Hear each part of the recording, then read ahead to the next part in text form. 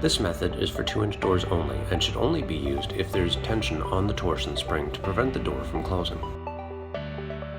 Lower the door until the upper panel of the lower section is in the radius.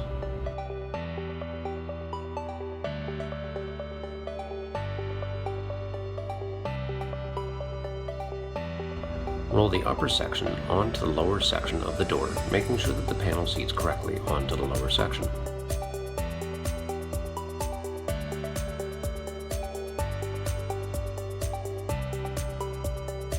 Lift the door back up until the hinge panel is sitting flat in the horizontal track.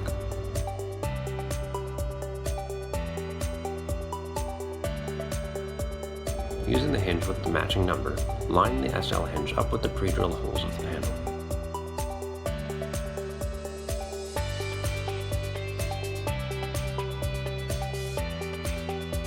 Starting with the center hole, secure the hinge using the 1/2-inch rivets provided.